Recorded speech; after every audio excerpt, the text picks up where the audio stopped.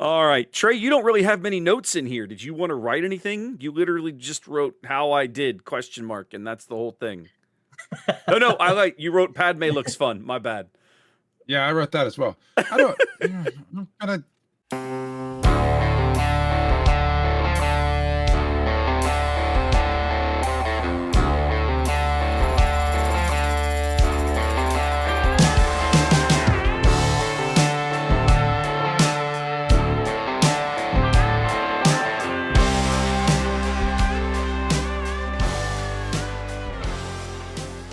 All right, welcome in, ladies and gentlemen, boys and girls, gamers of all ages, for episode 15 of On the Button. I actually got it right this week, as opposed to last time when I had actually no idea what episode number it was. How's it going, boys? Ian, Trey, welcome in. How you doing?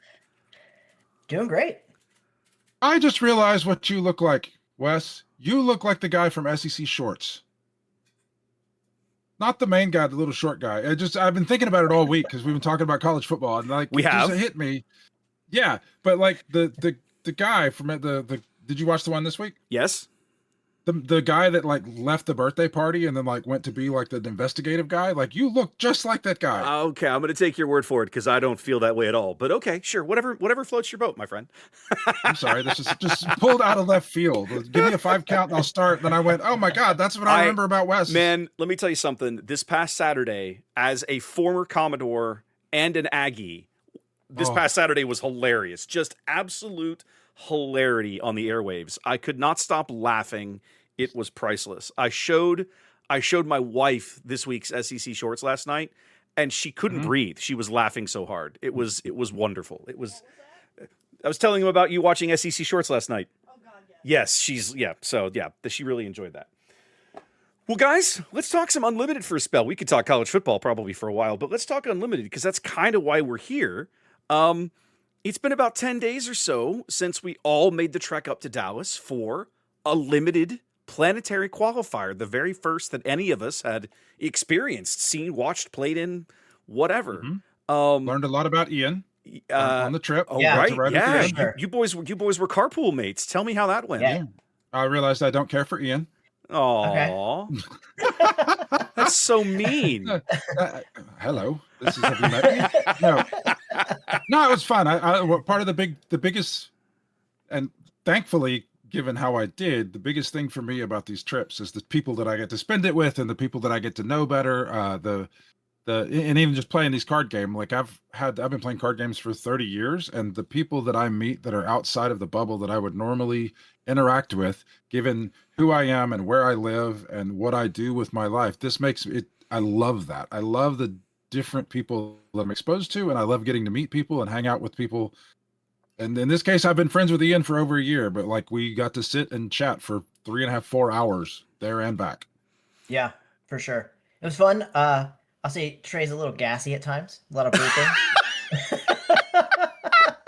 When you lose 60 pounds, you got to do it some way.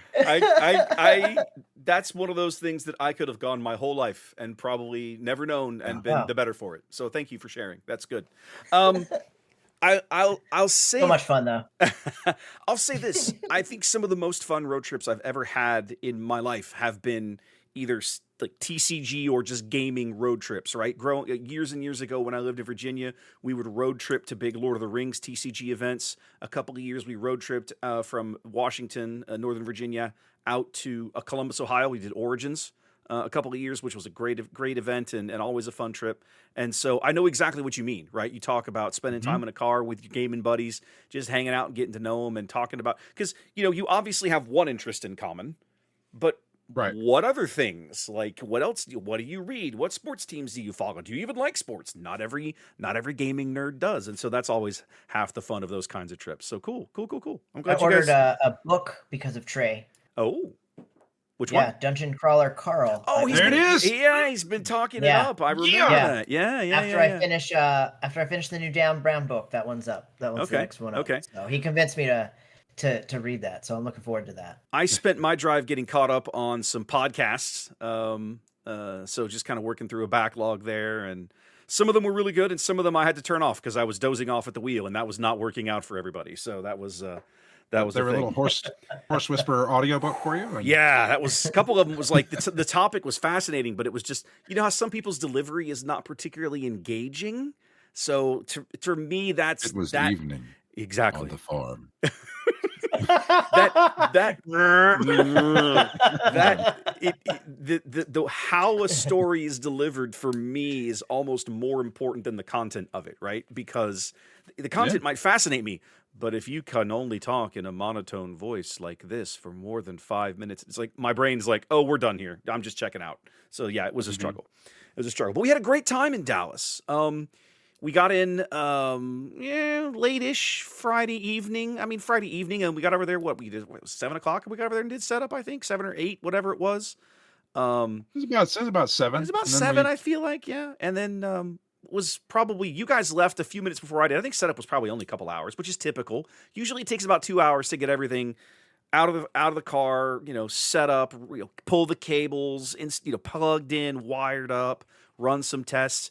Guys, I cannot say enough good things about Common Ground Games. I have never been taken care of as a streamer / caster at any venue the way they did. It's wild. They had a 5. I was thinking I was gonna have to set up my hotspot. I'm used to streaming off my hotspot. No, I walk in and they're like, "No, it's cool. We have our own fiber connection just for the staff. Here's an Ethernet cable. We hooked up the wall port for you. You're ready to go." I was like, and the speeds on it were insane. Sure. Yeah, it's gigabit fiber. It's a gig up and a gig modern down. internet speeds. And we weren't sharing it. That was the one that they had reserved for the staff and the registers. So we weren't sharing it with anybody in the store, which is another big problem you run into generally if you try to use store Wi-Fi for these kinds of things. And then of course just the communication with the venue, the space that they had set aside for us. It was fabulous. And the store was amazing. Did you guys shop in there at all? Did you wander around and look at the variety of stuff they had for sale? Crazy. Yeah, they had a lot of good stuff. Oh yeah. They had that He-Man game that Ian was almost buying until I found out he would have to paint the minis. I remember that. Until I found out I had to paint the miniatures and I was out. Too funny. Too funny. But we had Ian and I then spent the day casting the event. That was a ton of fun. So fun. I really enjoyed doing the draft. I think that was some of them. I was looking forward to that more than anything. And for my money, it was the most enjoyable part of it all. Just being able to sit there and ride shotgun over somebody and, try to put yourself in their brain. What are they drafting? What are they thinking? How are they, what's going on in here? What would we pick versus what they would pick? And we had so much fun doing that. Yeah, I loved watching them build decks too. That was really fun. That was interesting. Both times for both the draft and sealed part. You guys don't know this yet, but by the time this episode airs, the video will have appeared on my YouTube channel. Earlier this week, I sat down with our featured drafter and recorded a video like this where we went through the entire draft, just he and I. I muted our commentary, Ian.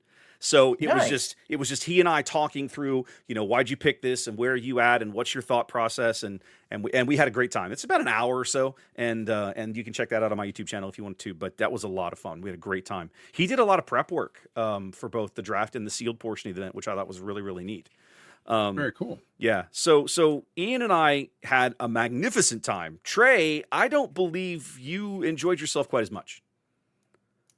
Well, I want to reiterate that I don't go on this to do. I mean, I want to do well, but it's a good thing that I get the majority of my enjoyment from being with my friends and hanging out. Because I like to win. I try to win. I do my best to win. But if my expectations are to either win or I have a bad time, I had a horrible time.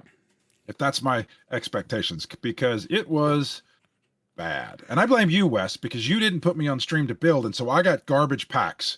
If I had been in the other room, I'd have gotten different packs, and then I'd have been fine. So it's all your fault, Wes. You're welcome. So I've struggled to talk about this because I've listened to other people talk about their games and especially complaining about sealed pools. It's never interesting. People want to sit and grouse. People like to grouse about anything, and hearing somebody else bitch and name I had this and this and this card and card X and card Y, it doesn't paint a good picture or tell a good story. So rather than go over like, this is my sealed pool. That's just a terrible story, and I don't want to bore people. But I will say that I've been playing cards for, I said this earlier, 30 years, and I've done a lot of sealed and a lot of games.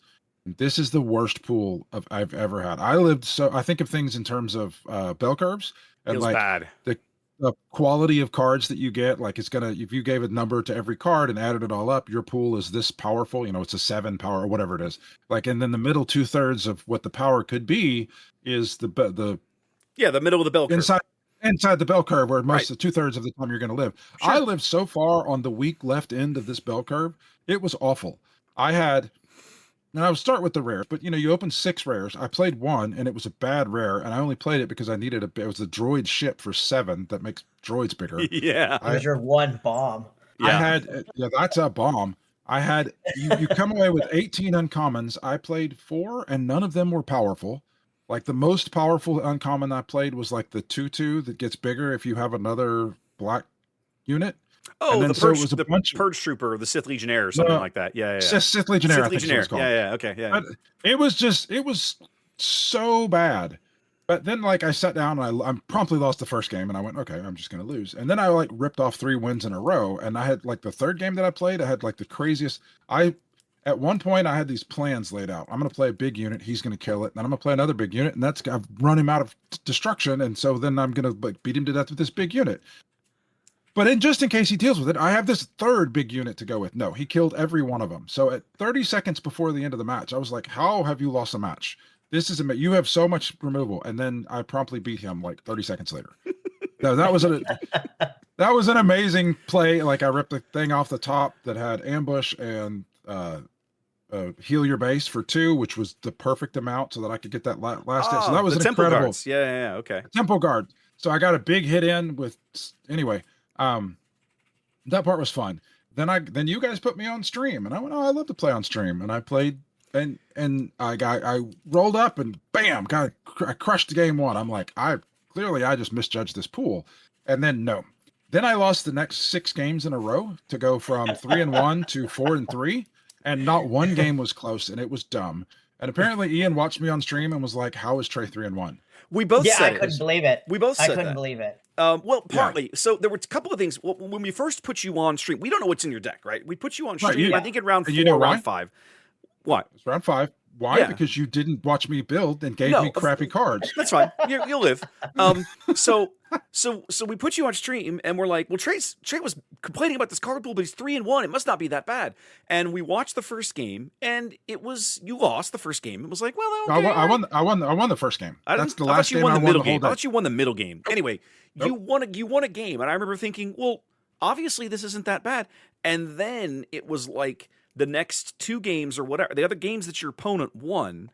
And you guys were having a great conversation, by the way, about like fantasy football and everything while you were playing, which was really fun. Yeah, I love Steven. He's amazing. So we're sitting there. That talk went away after Trey won the first game. It silenced up and got very serious. But very fast. We're watching him come up with these cards, and after 3 games of watching your deck, he's got good cards, and you clearly are just outclassed from a card pool perspective. Yeah. And at that point, I remember Ian and I looked at each other going, how did he win 3 matches? I couldn't even believe it. Like, we were shocked. Oh, and one of those matches, I got a game loss for recording my deck wrong. So I had to sweep that match to get the win. But yeah, watching me, everything after that first win that I had on camera, everything after that was like me being a bunch of 3rd graders playing against Michael Jordan. It was just sad. F them kids. Like, it was. I felt like the Washington Generals.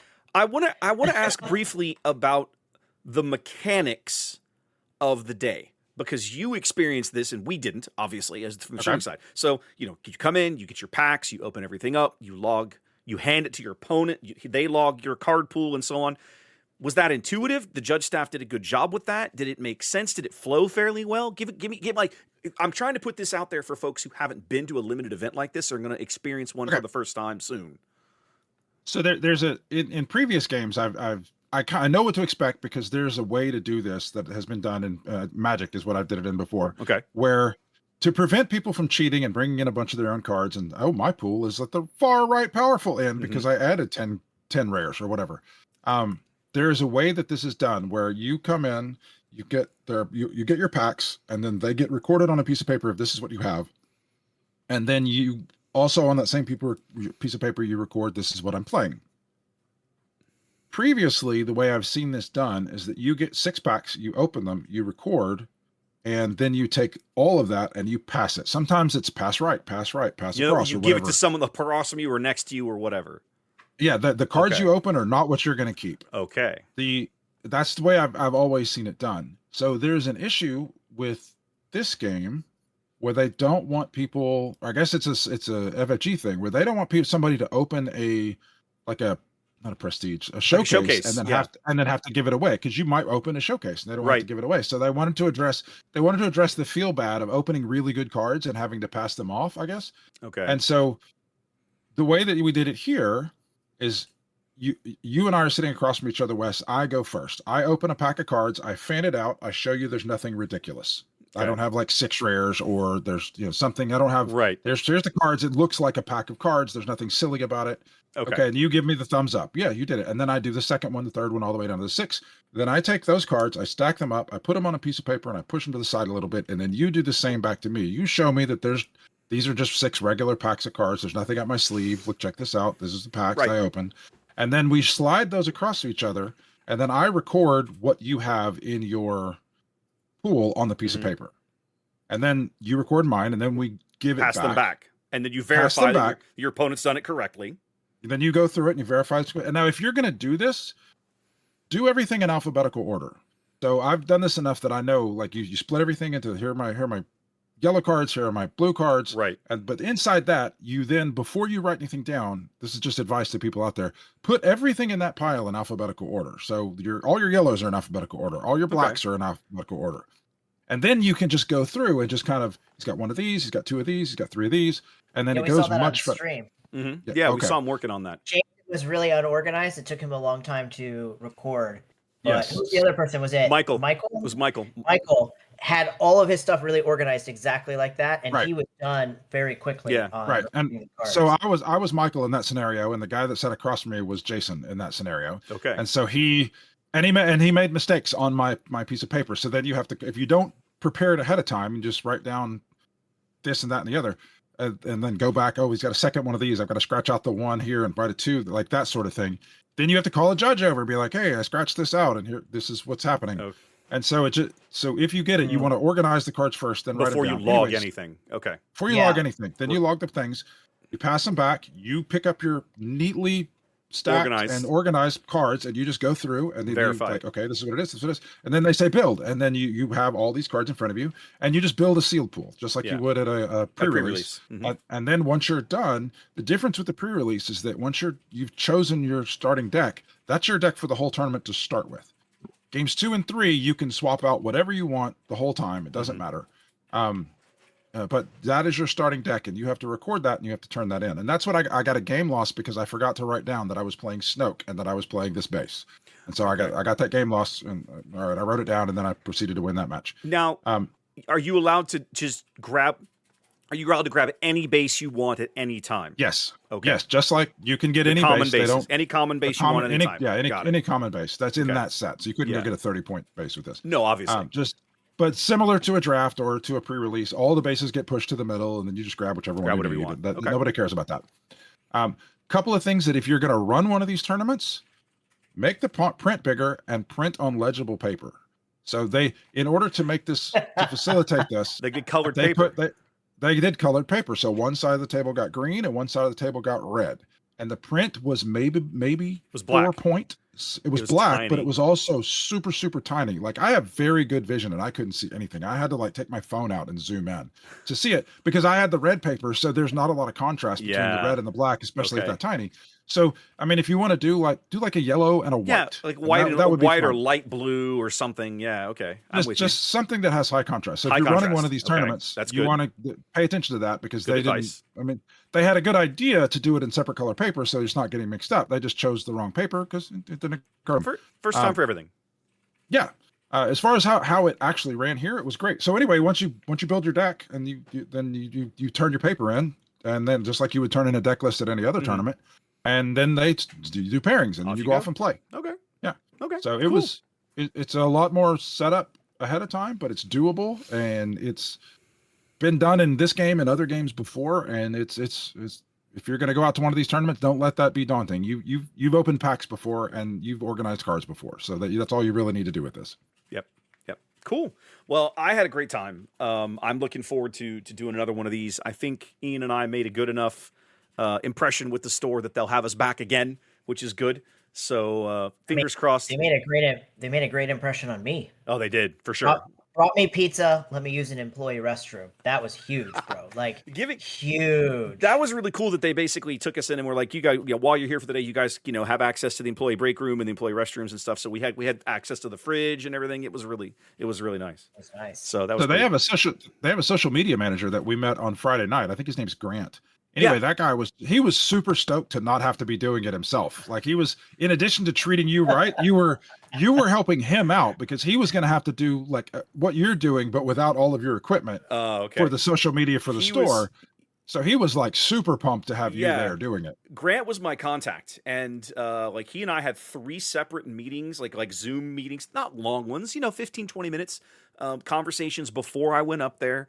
One of them, before they had agreed to let me come, they were just like, we don't really know you. Let's chat for a bit. And it was like, okay, sure. Like, no big deal. And then, while we were there, he was our contact, and he was always super helpful. And, hey, do you need anything? And here's the gear that we have if you want to borrow any of it, because they've got some stuff for doing streams in the store. He was really curious to see my setup. He took a ton of pictures. He asked me a bunch of questions. And I told him, I was like, the same thing I've told other people who try to stream Unlimited. If you have any questions about what I do or how I do it, or just ask, like, tag me on Discord, send me an email, whatever. Like, I'll chat about this stuff for hours. Sometimes you gotta shut me up, right? So it's cool. So that was a lot of fun. Yeah. It was a lot of fun. Go. Results aside, it was a great time. It really was. Yeah. I'll say this though. If you're doing draft or doing sealed like this, Churret, man. You have to have Churret. Oh, you have to have a plan for him. Games, yeah. Or you have to have a plan for him. So you guys watched a lot more the different decks than I did. Were there any cards that stood out that, like, this was in every deck that did well? I mean, obviously Churret. Obviously there's Churret, but is there anything else? Churret's obvious because Churret's an uncommon. Any blue-red combo did really well. Like, just played a little smoother than everything else. And protect the pod. If you're playing draft and you don't need a card and protect the pods in there, get that sucker out of there. We watched that just devastate everybody's bombs and win games. Those were the 2 that stood out hardcore. Churret was really hard to get through, and protect the pod allows you to do damage to a unit, right? Based on the health of a unit. It's a green event that costs 4. That says do damage to a unit based on the amount, the remaining hit points of one of your non-vehicle units.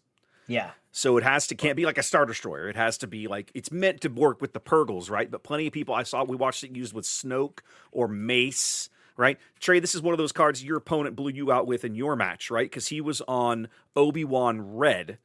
And so he had 2 Protect the Pods. And one game you got hit with both Protect the Pods, Mace Windu with his little Use the Force damage, and he had a Sorceress Blast in there. He had a lot of direct damage in that deck. Sure. If you say so. My head was spinning. I was falling on the ground. I couldn't tell you what he played against me. The bottom line is that, I think everybody went into this set thinking about the blue removal cards, right? Shatterpoint, the big one. Crushing Blow, maybe to a lesser extent, but in this format, a very impactful card. I think Whirlwind good? Whirlwind of Power was amazing. Well.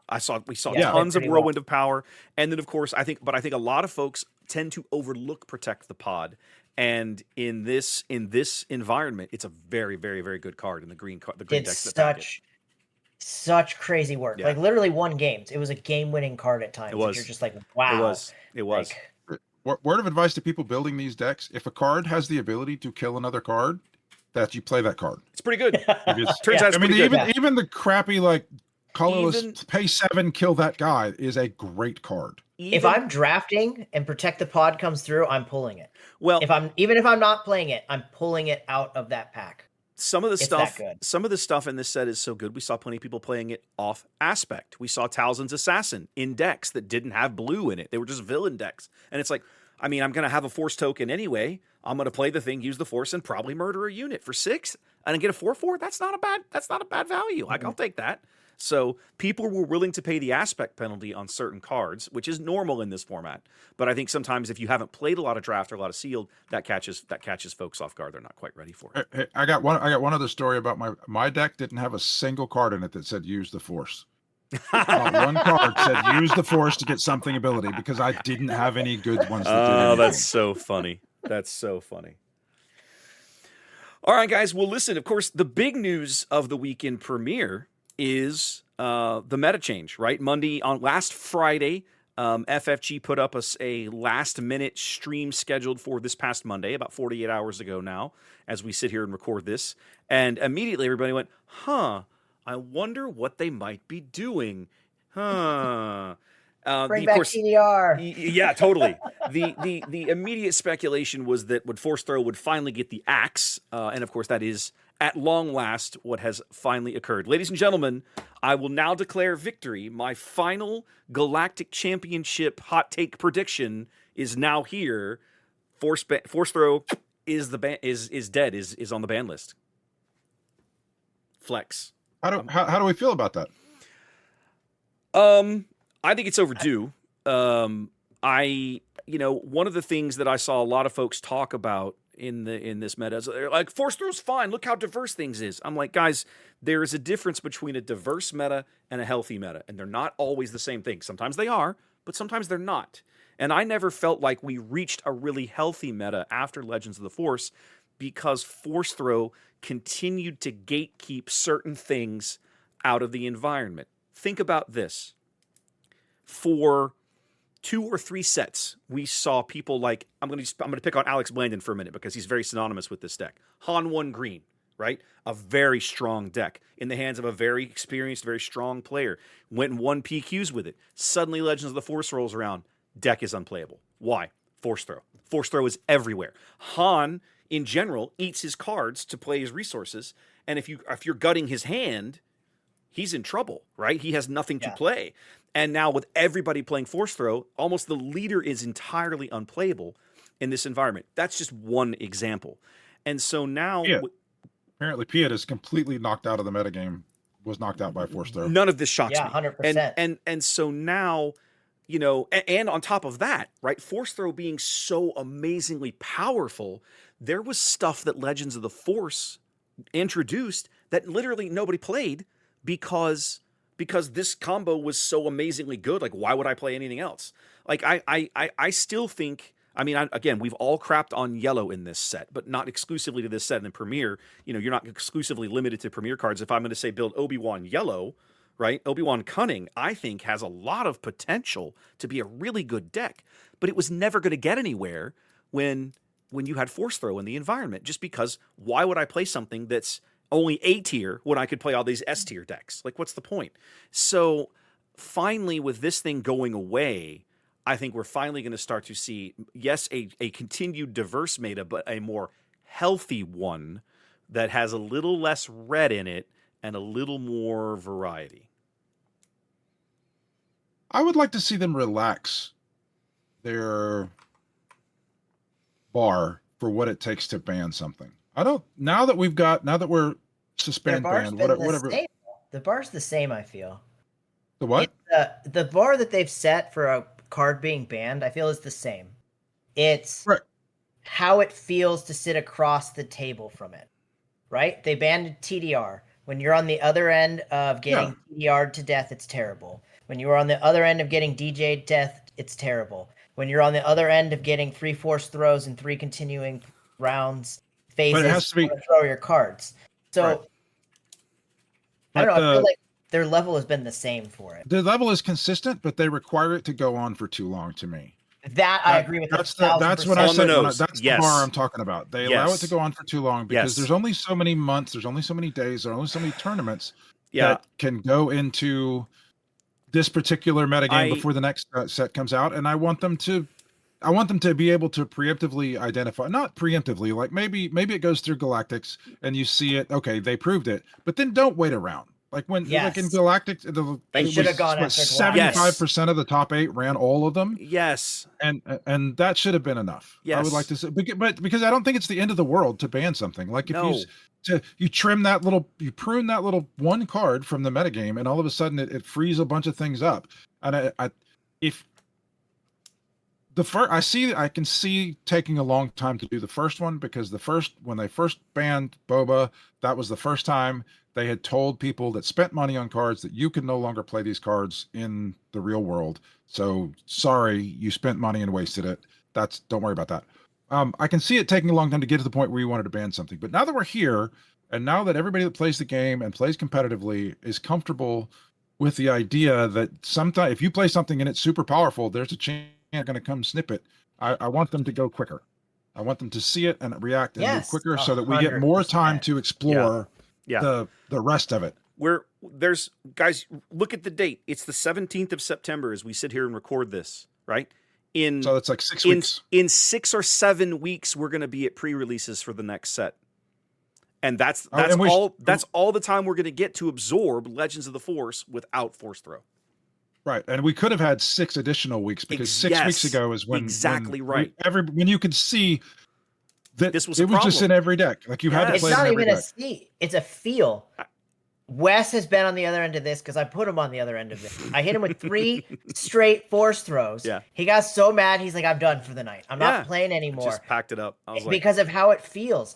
Like, again, we talk about this over and over on this podcast about how their playtesting is really lacking. I'm pretty sure they knew this was coming. They wanted to see how it played at Galactics.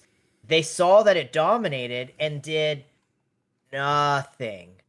That's and like you said, that is their biggest problem. Yeah. Like if you've got to playtest these things and know that this is broken. And they don't know it's broken until way too long. Way too long. Well, that you have to prove to them so over and over and over too long how broken it is. It takes too long. You watch if you're an agile company and you're an agile managing this game actively, then you see Galactics and you go, let's ban it. And if things go to crap, then you go, okay, well that was a little much, we unban it. So just be more agile. First of all, I agree with everything you guys have said. Right? My frustration. I think you gave me bad cards. Yes, exactly. My frustration, I think, Ian, is, you talk about, the playtesting.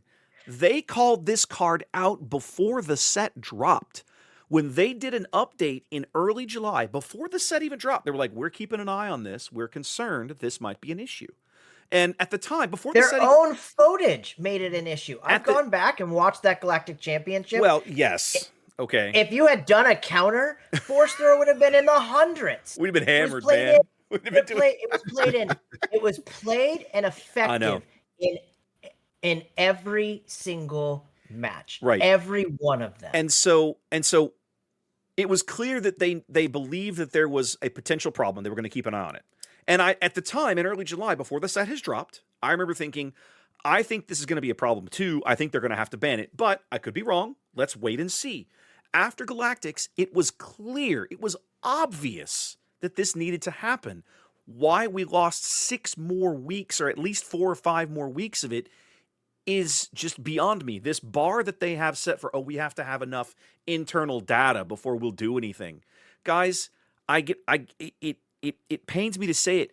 I think you're going to have to start taking some risks based on your experience as game designers, okay? Sometimes the right play is not necessarily, I'm going to wait for data. No, sometimes the right play is, I have to fix this problem before the data tells me I have a catastrophic failure, right? And part of your job is you're paid to have that, I don't want to say that prescience, because that's trying to predict the future.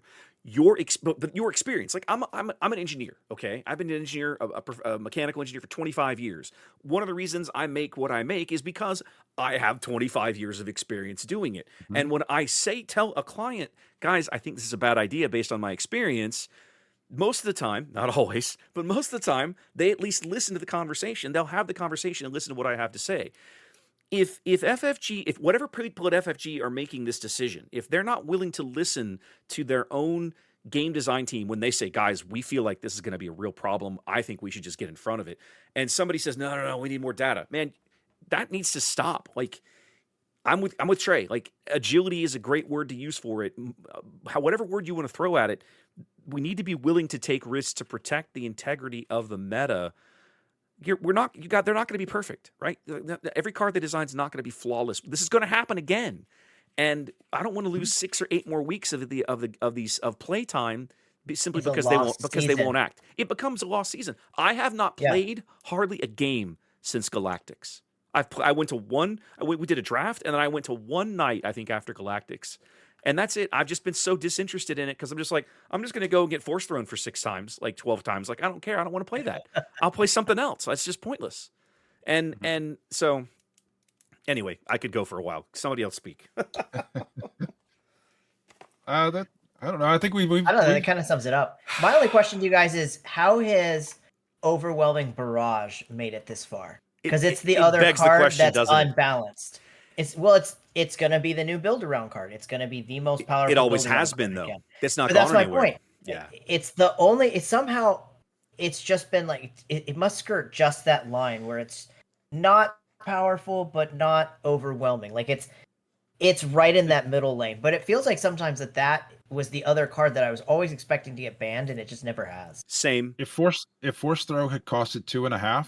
We wouldn't be having this conversation, and it would never have been banned. You're not wrong. It's a power to cost ratio. And over OB costing 5 it's not bad to have dominant cards in the game that when they play, they take over the game. It's bad when you can do it and it barely costs you anything. Costs anything. You barely move the needle on your resource curve. Yeah, I agree with that. Yeah. I agree with that. Now, I'll say this. I do feel like they missed the boat on Overwhelming Barrage by not making it target a vehicle. I feel like for the intent of that card, if you make it target a vehicle, it's still a good card, but it changes what you can play it on now. You can't just say, I'm going to OB my Vader, right? It's like, I'm going to OB my Star Destroyer. I'm going to OB this AT-AT or this Chicken Walker or whatever. That starts to make more sense thematically, and the card is still good. It's less playable than it is now, but I still feel like that would have been a decent compromise. But we could have that. That's probably a different conversation. Yeah. So what are you guys building in the wake of it? Good question. You guys Ian, anything creeping up in your head? What do you got, Ian? I'm working on I'm trying to mill strategy. I'm going to find the right leader, and I'm going to do some mill and just see how frustrating that is. I just feel blue right now is going to the meta because there's so many great control cards right now. So, I don't know. I'm going to jump on board with the control bandwagon. Trey, what about you? So I don't know that I'm sure I've played Force Throw, but I don't remember playing Force Throw because I don't usually just grab decks that other people are good, and I haven't been interested in playing competitively in this metagame. What I have done a couple of weeks ago or a couple of episodes ago, we talked about this blue deck with Ian wanted to play his Showcase Luke, and so he built this deck and then asked me to look over it, and I made some tweaks to it, and he played it on Carabas, and it was great. When we go play like in person and locals, I don't want to like steal somebody else's deck idea. It feels like I'm taking. You're not stealing it. It's a collab. I know, but you built the. I don't want to play the exact same thing as somebody else. Like I helped you build your deck. It was originally your idea, and you wanted to build this deck because you have the showcase. Yeah. And then you never freaking built it. Well, I would play this thing. I would play this thing on Carabas and have a ball. On Carabas, I struggled. I struggled with that deck against the Force Throw meta. Because you have to play undervalued units that you're trying to get a shield on. If you play the unit, gets destroyed by Force Throw, you never get the shield out. You're paying undervalued. So I've struggled to play against the Force Throw meta with that deck. Now, it's probably the best you can make Luke, but at the end of the day, I feel Luke is a garbage leader. Luke is awesome. Oh my goodness, you're just doing it wrong. You gotta you have to sit at my feet and watch me play. Fighting words. So yeah, Ian's bad at the game. That's okay. But you're not. I mean, you're right and you're wrong. Okay, I'm getting better every time I play, but I still have a lot of sequencing issues and setting up my combos that I don't see the long term, which I'm trying to get better at That's as amazing. I play. But you know, there are plenty of decks that I've played and built, Trey, that I've struggled with, and then you just pick up and automatically start whooping everybody's ass with. So this isn't a new thing to me. It's why I go to you with help with deck building, because you really help find the right cards. This Luke deck is fantastic. It's very fun to play. It was very frustrating when I ran into a meta deck and just got run over. Okay, so I don't necessarily play a lot of meta decks, and I guess I did better than you did. But anyway, my point is that I didn't build it because I wanted Ian to be able to build it. I didn't want to show up to our Tuesday nights and us both have the same deck, and then like it's not special for Ian anymore. Like I helped Ian build his deck, and it's supposed to be special for him, and he doesn't freaking show up with it. So finally, I was just like, you know what? Screw that. Tired of waiting. I'm tired of waiting. I'm going to build this deck myself. So now I've been playing it on Carabast. I've been doing tweaking. And now I've built it in physical, and it is so much fun. So the deck is mono blue Luke, and it is just a ton of fun. It plays dudes. It has a lot of restore. It puts out shields. It uses some cards that are not particularly well used. I've got a couple. 100%.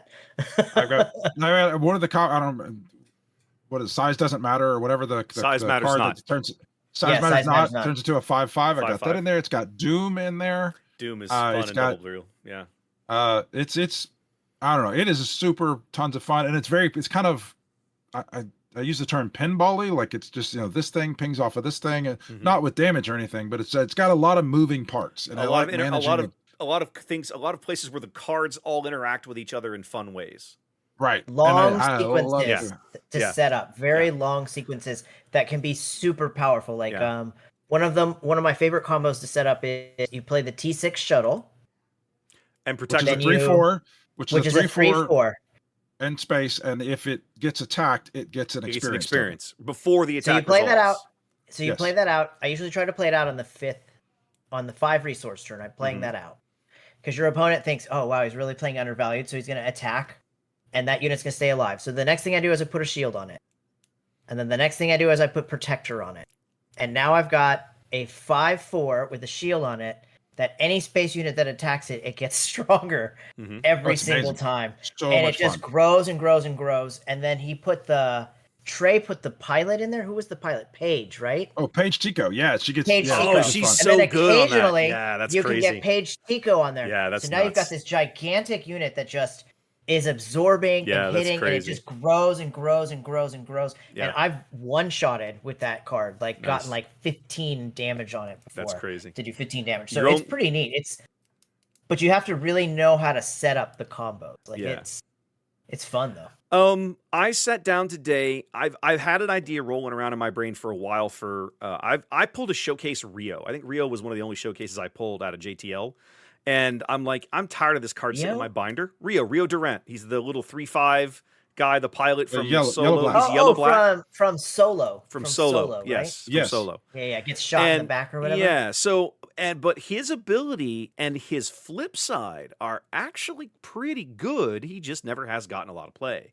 And so I'm gonna try him probably with yellow. Probably try him as a double yellow villain and mess around with that, with cunning and some other things, and just try it out. And then I'm 100% going to build Obi-Wan yellow, a new Obi-Wan from Legends of the Force, because I feel like by the time you mix the Force token in with some of those really, really good hero yellow units out of this set, like imagine a world where my first turn is I play Youngly Padawan, I grab a Force token, Obi-Wan action, bam. My first turn play is now a 3/4 going into round 2. Yeah. That feels pretty good, right? Or you could mix it up with the Jedi Consular and bring stuff in early. Like imagine being able to burn your Force token and ambush Depa Balaba in on 4 resources. Like that would feel pretty awesome. Get you that Force token back and then buffer at the end of the attack. Like there's a lot of really cool interactions with Obi-Wan and Cunning that I want to try. I want to mess around with it. If it sucks, then whatever. But I want to build it because it's a deck that I think really kind of got gatekept a little bit. You should run Shi and Flurry in that. That looks 100%. Giving something ambush to, and then it kills something, it stays alive, and it takes less damage on the ambush. But it also, by attacking immediately with your Force thing, you get the Force, so then Obi can pump him up right afterwards. Pump him up right away. He doesn't have to live. Yes. So or even a card like Trust Your Instincts, right? Use the Force, it attacks at +2. There's some other effect to it, but then of course if it's probably a force shoot, you're gonna get your token back. Like there's a lot of things a lot of interactions in that deck that I think are really interesting. There's a lot of potential. I want to try it, right? If it sucks or I don't like it, then fine, I'll build something else. But I want to build that one. I'm gonna build those two probably over the next few days. I need to go into my Vader double red and pull the force throws out and mess around with that a little bit. It doesn't need much though. That's not a huge card in that deck. In fact, replacing it with something else will actually help Vader a little bit because I'll replace it with probably villain cards. Force Throw was one of the only non-villain cards in the deck. Is there anything else that I'm going to build? I don't think so. So I found last night when I went and played cards, someone brought a Barris deck, and I've been watching it get played. Had that in my brain. I want to tickle around with Barris because I think being able to play things cheaper. Say blue. His was Barris green. Okay, I've been green. Blue is the one I've been trying to work on. I don't know. I want to go research and look into SWODB and see what I can do with Barris playing things cheaper. That sounds fun. Yep. Now, one thing that I am going to be doing over the next few weeks, and this is a bit of a plug for my YouTube content, we are. One of the local stores here ran a leader draft. They basically they laid one of every leader out, and everybody drafted a leader pool to build trilogy decks out of. And we're going to have that tournament in a couple of Sundays. So what I'm going to do is everybody drafted 5 leaders because I think we only had 8 or 9 people that were able to like participate. But this is something they're going to be doing more often. Where was it? The Forge. Okay. And I did the draft. Like I couldn't actually go, so I did it by Discord. They just kept sending me pictures of what was left, and I was like, that guy. And the nice thing is, with what do we have? 18 leaders a set, 5 set, 90 leaders. There were plenty of leaders that didn't get chosen, and so with only 8 or 9 of us drafting, nobody really ended up with crap leaders. But the intent is to get this up to maybe where we got 15, 16. Everybody drafts maybe 3 or 4, so that way you end up with a leader that you've never really played with before or never tried something. I've got to build some decks for that, and I'm gonna film whatever I'm gonna go down on the table, set the cameras. I'm gonna film what I build, and then after we play the event, I'll post some videos to YouTube about what I drafted and then what I ended up building, and then how it went out because I think it'll be fun. It'll be my first chance to play Trilogy, so I'm kind of curious about that. Don't forget, nothing's banned in Trilogy. I'm aware. I am aware. Everything. Nothing's banned yet. I am aware. That's true. That's true. I think they're gonna have to fix that at some point to get people interested in it. No, they teased it in the Force Throw ban list. Did they? Stream. I missed that. They didn't come out and say it was trilogies, but they talked about how there's another stream that's coming, the regularly scheduled stream, and it's stay tuned for what it's going to address. And then right after they said that, like right after they've been talking about trilogies, something like that. Interesting. No. Okay. If I can't play TDR in Trilogies, I'm out. I'm out. I did draft Tarkin. Nice. I did draft Tarkin. I drafted him last, I think. He was late. Nobody had picked Tarkin. I think I drafted him last. Anyways, nice.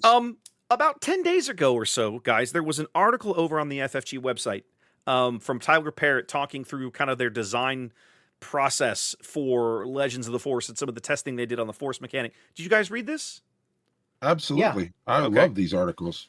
I love getting an insight to behind the scenes of how they accomplished what they accomplished, kind of some of the ways we didn't know exactly what to do with the Force. I like seeing the sausage made. I like getting to look back and be like, oh, we were going to use the Force this way, but then it ended up this happened when we did playtest, a little playtesting that they're able to do.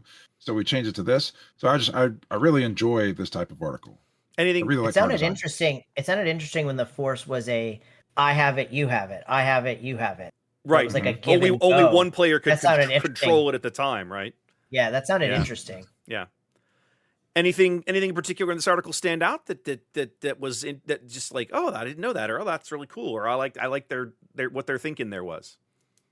I like how they talked about how they understand now that they have to make beefier 2 and 3 drops. Mm-hmm. I thought that was interesting in the article. How about how they were very proud of all of the Legends of the Force, and they listed them in the article. 2 drops. The 2 drops, that the 2 force. really can survive, right? Yeah. Like, that's the whole thing. Like, can they survive something? Like, the article talked about, like, there wasn't any 2 drop that could survive Cloud Rider. There was no 3 drop that could survive Open Fire, but now you've got both. Right. That can survive either. There are some 2 drops that can interesting. survive Open Fire. Gunji, for example. Right? Yeah, Gunji. Yeah. Yeah. So I thought that was cool that they're starting to understand that, like, what we like is beefier unit.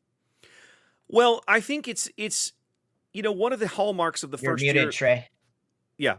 one of the hallmarks of the first year of the game is that, man, everything died super quick. Like you put a unit down and it died, and you put a unit down and it died, and you put a unit down and it died, and it was very difficult to build a board. And that's why when they came out with the coordinate keyword in set 3, I think everybody laughed and rolled their eyes a little bit. Like, guys, my units last an average of 1 turn, maybe 2 if I'm lucky. And now you want me to build a board that's 3 or more units? That's insane. Are you on crack? Do you not play your own game? Right? Like, and now with the cards they're printing today, you might actually be able to go back and pull some of that coordinate stuff out of set 3 and get some good value out of it, depending on what it is. I think that's interesting. That is interesting. What I was saying is that they have realized through all of their intense scrutiny and research and lessons that people like to play with the cards they play. They don't want to see them die as soon as they hit the table. Yeah, I want to play a unit and then get to use it. That's the insanity. Who could have predicted and the this? mental leap that they had to get there. I'm glad that they eventually worked their way through the logic and they sifted the reams of data. Oh my God. To understand that people like to play cards. Yeah. And then play the cards. And then actually get use out of it as opposed to just play it. Right. They want to play it and then do something with it. Yeah, exactly. Right. My favorite part of the article, actually, I want to hit this before I talk about this. I think it's interesting because I'm wondering if this is going to cause a bit of a shift in mindset amongst the player base going into year 2, right? Going into set 7, 8, and 9. What I mean is, right now, in general, a unit that you play onto the board and does not have some kind of immediate impact on the board, a win plate ability, ambush, something, is largely considered trash, right? Because units just die so fast, or that historically they have died so fast that a unit that you play and doesn't do something, most people won't even look at, right? But if they're getting away from that, thank God, let's just add that in here. But if they're getting away from that, I think it opens up the game to a lot more interesting units, more and more units that we don't typically see might start to find their way to the table. And they are also pushing. I like this is another part of the article that speaks to this and them getting away from cards that just point at a dude and kill it, and it's more about attaching that to a body. Yeah. So like Talzin's Assassin is a great example of this. They didn't make a card that says give a creature -4/-4 or give a unit -4/-4. They made a unit that comes in, and if you hit the right things, it can kill somebody as well, or at least shrink them, or it can take somebody out. For me, my favorite part of this article was there's a section partway down where he starts talking about control decks, right? And he's talking about exactly what you're saying, right? That, one of my biggest gripes with the game to this point is that there's too much unit removal in events, right? Yeah, I'll play a unit, my opponent plays Power of the Dark Side. I play a unit, they play Vanquish. I play a unit, they play Shatterpoint. It's boring. It's just it makes me want to punch babies. Right. Tyler talks in this article about a deliberate. I know, right? I'm just smack people. Talks in this article. Excuse to punch babies. Exactly right. Of a deliberate. He's talking about it. They're making a deliberate effort to try to take those kinds of effects off of events and put them onto units. I like the idea of this because units are that's where players interact with each other. We both have something on the board. Now we're going to interact somehow. Maybe we're in different lanes. Okay, that's a quirk. But if we're in the same lane, there's going to be some kind of interaction, or at least the potential for interaction exists, as opposed to, look, I put a unit on the board. I played a card and murdered it. I put it on the board. I played a card and murdered it. Like this, that's oh my God, it makes me want to puke whenever I run into those games. So I think that's an artifact of the way that the sets are designed. Like the designers for set 1 were different than the designers for set 2, were different than set 3. And everybody, you design one set and you put your blinders on and you're making your set and you have one card that kills somebody. And maybe you look over and you say, well, this is how they killed somebody before. Let's do it different. Let's do it slightly different. So once you get five sets in, you've now got 5 cards at least that just kill somebody. So the options for control, it's exhausting. Spiral up. Yeah, it's exhausting. And So much control right now. So much. And I would much rather have like a card like Talzin's Assassin, as strong as it is more indicative of where I would like to see them going with those kinds of effects than a card like Whirlwind of Power. Right? They both basically functionally do the same thing, don't they? They make a unit -3/-3. The difference is one puts a unit into the field and requires you to use your force token to get that effect. The other one, I just dump an event out of my hand and murder something. I know which one I would rather see, right?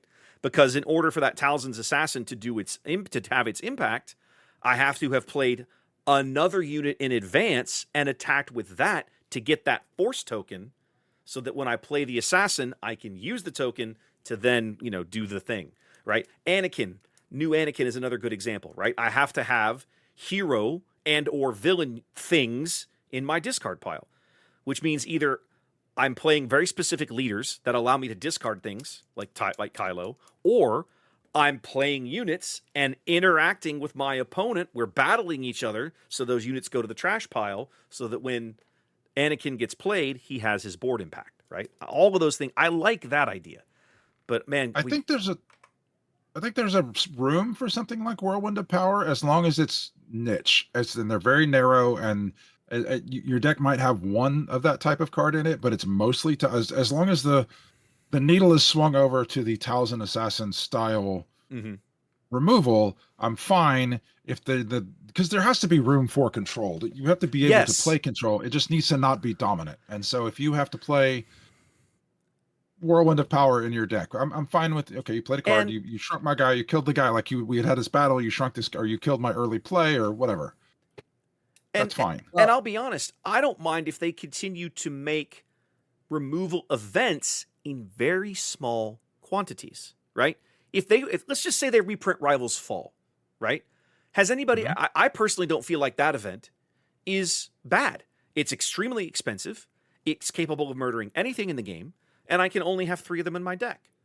If you were to reprint that, but not reprint all of the other friggin' blue removal that people play around it right now, personally, I don't think that's bad, right? It's the equivalent of, getting hit by Cunning. Well, at least there's only 3 in the deck, thank God, right? Like, whatever. Right. Go ahead, Ian. Yeah. Doesn't all this removal though go away in rotation? Not all of it. So no glory, only results. But So you're gonna keep no glory. You're gonna keep Shatterpoint.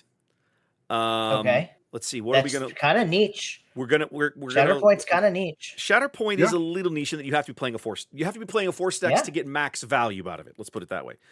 Crushing if Blow. Not, it's Crushing Blow is very niche, and I'm actually okay with that kind of removal, right? I think as much as the card irritates me in limited, I'm okay with it at a premier level because, oh my gosh, you killed my 2-drop. Okay, I'll manage, right? Like, whatever. And you spent more resources than I spent on it to do it. Very possibly, right? But what's going to rotate out in another few months? We're going to lose Power of the Dark Side. We're going to lose Vanquish. We're going to lose Takedown. We're going to lose Fell the Dragon. Then we're going to lose Rivals Fall. Are all going to rotate out. Thank God. Entrenched. Hold on. We're going to lose Entrenched. You're going to lose Entrenched. You're going to lose Perilous Overwhelming Position. You're going to lose Overwhelming Barrage. That's still removal. Yeah. Yeah. So you're losing a lot of the removal cards. Fine. So as long as they don't reprint it or add a whole bunch more, you're not going to end up with what I believe this meta is going to end up with in a few years. All be just black vigilance removal over and over again. And I think if you're going to do it, if you're going to reprint any of it, you need to be reprinting the neutral stuff. Like, don't reprint Power of the Dark Side, because then that's the worst. Yeah, that's the worst of the Fender, and it just focuses people into playing, blue villain hard control. If you want control to be viable, it needs to be equally viable, regardless of whether you're playing hero or villain. So either print roughly equivalent cards, or just print neutrals. Reprint Rivals Fall or Takedown or something, but do it in very small quantities, right? Like pick 2 of them, or maybe just 1 of them, and reprint that and move on.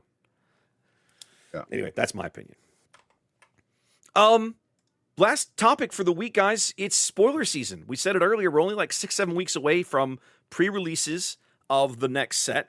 And I love spoilers, pre-release. yeah, My spoilers. favorite. Spoilers are dropping like hotcakes. We're getting anywhere from like 2 to 4 to 5 spoilers a day at this stage. Ian, what have you seen on the list that stuck out to you that you've been like, oh, I can't wait for this card? Is it a leader? Is it a unit? What's caught your fancy so far?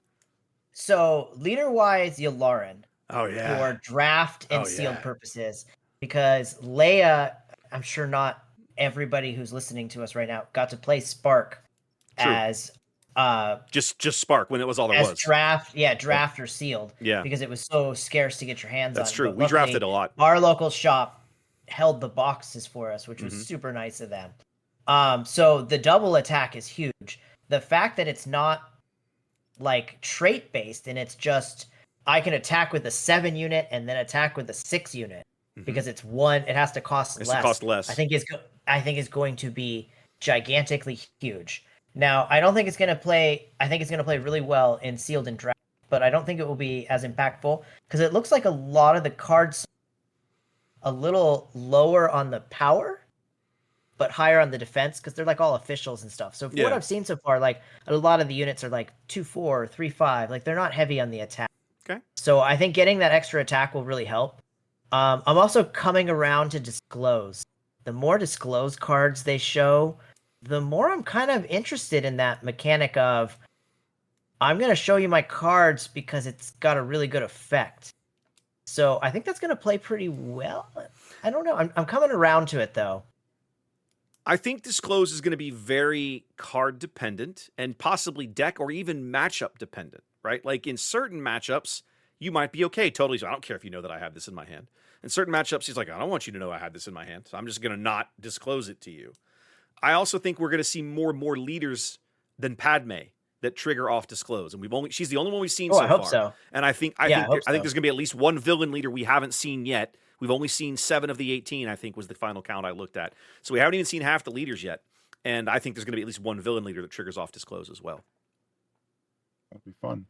So on Carno Yularen, he's a common, so he will show up a lot. He'll show up a lot. Yeah. I thought Yes. that's very cool. He'll Yep. be there. Yeah. And then one of the other themes of this set are the spies that are 1/1s Mm-hmm. for with a raid 1 that costs 0. So he will a deck built to take advantage of it will always have that second attack for 2 more. Yeah. So I think that'll be interesting. Spy tokens are 0/2 raid 2. Oh, there's 0/2 raid 2 or raid 1? 0/2 raid 2. Raid 2. Okay. Well, same thing. Yep. What about you, Trey? What anything else? Is that it? Just really Yularen or anything else? No, that's all I've seen so far. That Okay. stood out to me that I was like, man, I'm looking forward to playing this guy in draft. Like, Okay. I was Trey, drafting him. Okay. Trey, what about you? What anything stood out? I'm really interested. I'm looking at this earlier. I'm interested in Padme because I like the new leader.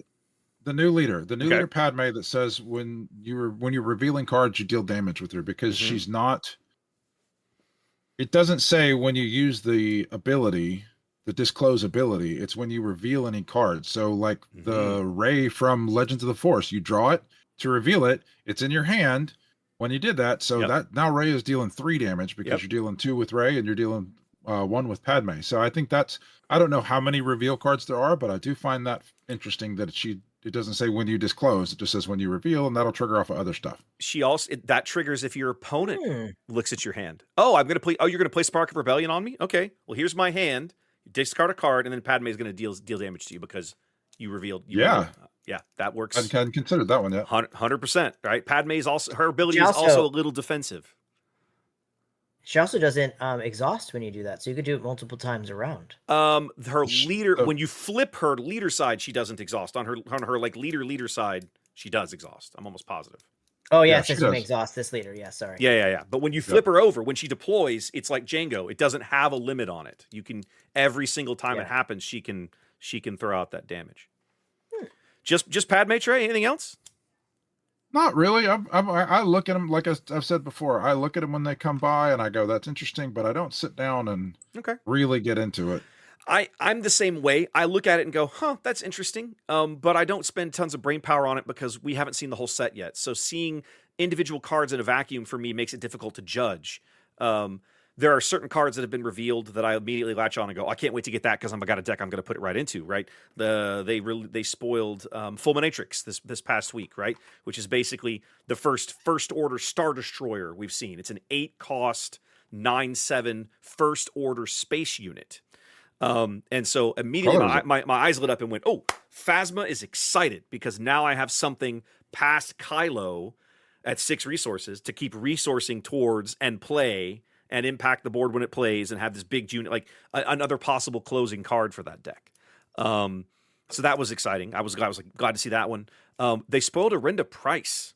Have you guys seen her?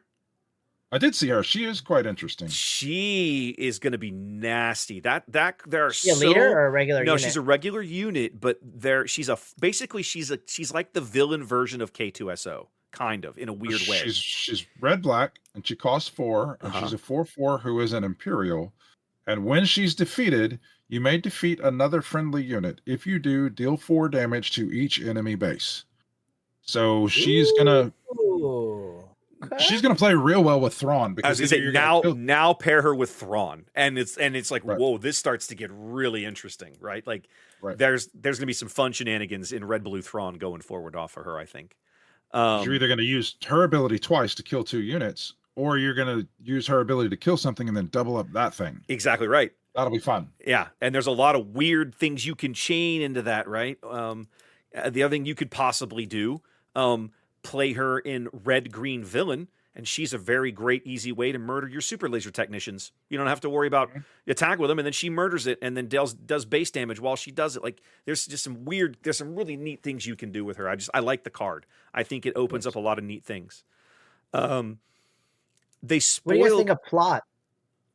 The plot mechanics so far that you've seen, the cards wise. Some I think are going to be impactful. Some I'm kind of mixed on. One of the ones I spoiled today, I immediately latched onto as a Phasma enjoyer, is a first order card. It's a first order unit that has plot on it. The problem is it costs 5, and it's like, well, Phasma doesn't want to play this card. Exactly. I don't want to play this card when I flip Phasma. I want to play Phasma unit, do shenanigans with her, then flip my Phasma, right? Like, that's the ideal flip turn for Phasma. With that said, I'll probably still play the card because it's still a first order unit and it's not badly costed, nor is the ability bad. And the opportunity to play it as a plot card has some intriguing things. And I'm willing to bet, we know already there are other ways to play plot cards out of your resource row, right? We've already seen that villain event that lets you basically play a card with plot on it. Okay, cool. Spend 1, play that thing, pay for it, replace it. So it works a little like Smuggle that way. But yeah, I don't know. We'll see. I like how plot is kind of card draw. It's pseudo card draw, because you're getting to, as long as that's the thing you want to do when you flip, you're getting to use a card out of your resources. A dead card, basically. Yeah, basically a dead card. Yeah. It's functionally like Smuggle. It just the difference is that Smuggle's timing window is very open. Plot's timing window is incredibly narrow. You have exactly 1 action in the game that you will ordinarily be able to deploy plot cards. That's it. When you flip your leader, you get to do the plot thing. Other than that, you're done, unless there's some other cards like we talked about that allow you to break that rule. Twin Sons. Well, I was just thinking. So the Chancellor, I hadn't even thought about that. That's fascinating. The Chancellor Palpatine. Oh, it's always what I think first when I see cards is Twin Sons. The blue Chancellor Palpatine that says, when deployed, the next card you play using plot costs 1 less. Never mind. So anyway, I was trying to build something with that where you got to deploy multiple times, but it only works with him when he's deployed. It's also super grindy. Our boy Admiral Trench that can deploy multiple times per game. But it doesn't work because it's a when deployed ability with Chancellor Palpatine, which I just realized. But that's what I was looking at. Yeah, Palpatine doesn't work, but Trench could use plot more than once, right? You have to pay because you pay to deploy him. Right, you pay to deploy him, and then you put him back, and you put him away. It's super grindy. So that's what I was thinking about with Palpatine. But then I was like, that is a lot of work to save 1, 3. How much? I think they hinted that there's another leader in this set that will have multiple deployment opportunities, similar to Trench. They haven't said how he functions, but I could have sworn I read that somewhere, that there was another leader in this set that would work like that. He could deploy multiple times. That's cool. Yeah. I really liked Luthen Rail. I think that leader has some interesting potential. Just because, I mean, we know Rebel is good. Like Rebel just in general is good. And then again, similar to what we were talking about with Price, like there's some interesting effects that you can use with him to make sure that your units die when they attack, like a card like Heroic Sacrifice, right? That basically says attack with a unit. At the once it deals combat damage, it's dead. You could literally Heroic Sacrifice a unit into the enemy base and then still trigger Luthen's game text. That's kind of skanky. And I think there's probably some other cards out there that function that way. I'd have to think about it. But him combo him with like K2SO. Like he loves K2SO. They're best buddies, right? K2 wants to die, right? Anything with overpower. Yeah, anything with overpower. Anything with overpower on it. Like there's I think Overwhelm. Yeah. Overwhelm, sorry. Overwhelm. I think Luthen has some interesting possibilities to him. And I like that he's just, he flips on 5 and he's 7 HP. He'll stick around a little longer than most of the 5 flip leaders. I really like how thematic he is, that he just wants everything to burn. He wants everything to die in a big fire.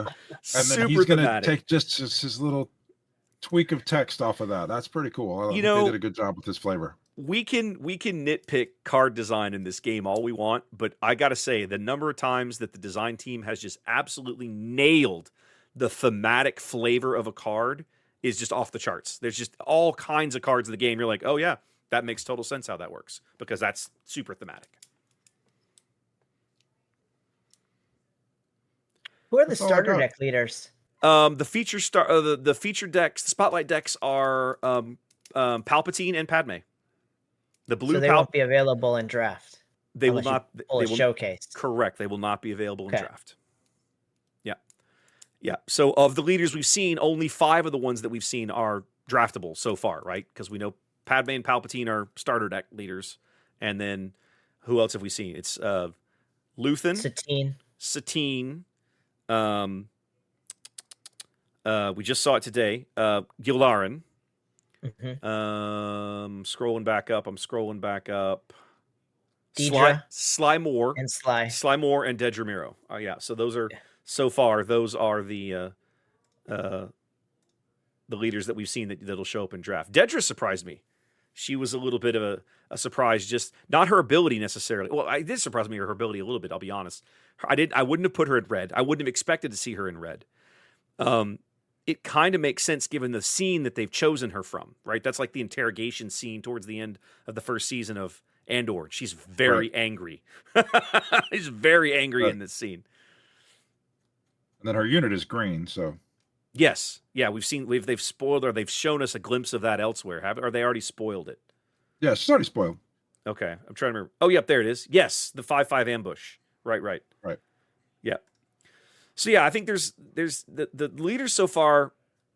I'm liking where they're going with the leader design in this set, and we've spent so much time, Ian, you and I, over the last few weeks with our heads in limited. I kind of am looking at all this stuff in the same way. I'm like, oh, I can't wait to draft this set. Can't wait to draft this. Yeah, I'm in a limited mindset right now for sure. Same. All right, guys. Anything else we want to hit, or should we hang it up for the week? So while you guys were busy doing some dumb stuff, like covering a draft. That's true. Of just the select few, the 1%ers up there in their golden towers drafting. The rest of us plebes were playing the new hotness for a game that I have to evangelize. It was sold to me. You were telling us about this. It made me so happy to play this game, and I took it to Dragon's Lair, not this week, but last week, and then promptly sold them out. So it's called Flip 7. It's the $8 of $8 games. It's the greatest. It's a deck of cards.